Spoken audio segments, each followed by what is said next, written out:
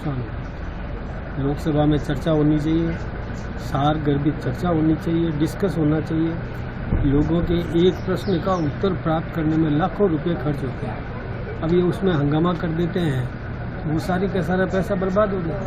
तो जनता के पैसे को ऐसे हवा में उड़ा रहे हैं वो विपक्ष के लोग, और केवल सुर्खियों में आने के लिए, नेतागिरी चमकाने के लिए हंगामा कर रहे हैं। ठीक बात नहीं है। जनता इसको देख रही है, जनता गंभीरता से ले रही है, जनता उनको सबक सिखाएगी।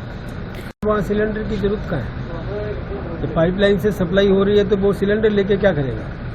ये केवल अव्यवस्था, अफवाहों के कारण से हो रही है। विपक्ष कभी भी देश का भला नहीं चाहता। अब आदमी कोई भी मोहल्ले में जाके चिल्लाए कि मेरे घर में तो घी नहीं है, मोहल्ले में जाके चिल्लाए कि मेरे घर में तो चीनी नहीं है, तो वो उस घर का वफादार है क्या?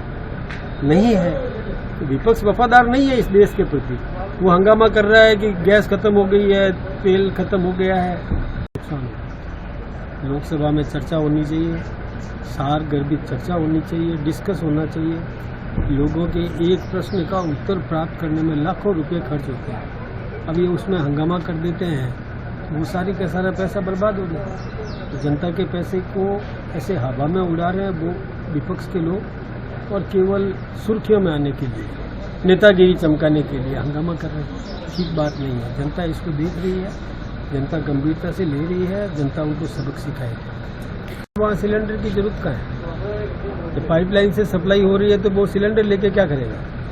ये केवल अव्यवस्था, अफवाहों के कारण से हो रही है। विपक्ष कभी भी देश का भला नहीं चाहता। अब आदमी कोई भी मोहल्ले में जाके चिल्लाए कि मेरे घर में तो घी नहीं है, मोहल्ले में जाके चिल्लाए कि मेरे घर में तो चीनी नहीं है, तो वो उस घर का वफादार है क्या? नहीं है।